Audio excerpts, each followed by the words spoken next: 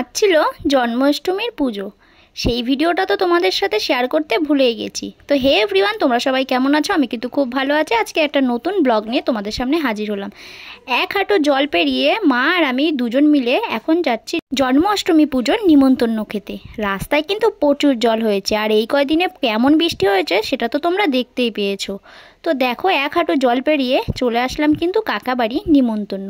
বাড়িটা কিন্তু খুব সুন্দর করে সাজানো হয়েছিল। তো মা আর আমি দুজন মিলে চলে গেলাম পুজোর ওখানে। এই যে হচ্ছে মন্দির, খুব সুন্দর করে সাজানো হয়েছিল। মা কিন্তু প্রথমে নমস্কার করে নিল। তোমরাও কিন্তু ভগবানের কাছে একটুখানি নমস্কার করে নিও। ভগবান যেন সকলকে ভালো রাখে। আর এই হচ্ছে আমাদের কাকা, যার বাড়ি আমরা এসে। তো সবার প্রথমে প্রণামটা সেরে নেওয়ার পরেই কিন্তু চলে আসলো হাতে প্রসাদ। ঠাকুরের প্রসাদটা মা এদিকে খাওয়া শুরু করলো, আর আমিও কিন্তু শুরু করে দিলাম। তারপর পরে দিচ্ছিল খিচুড়ি প্রসাদ। তো এখানে এসে কিন্তু খিচুড়ি ভোগটা খাওয়া শুরু করে দিলাম। আর এদিকে দেখো কত মাছ। তুমি লালি, তুমি লালি, আসো আসো লালি, আসো লালি, আসো আসো আসো লালি, আসো। অনেক কিউট। এগুলো সেনাবাহিনী।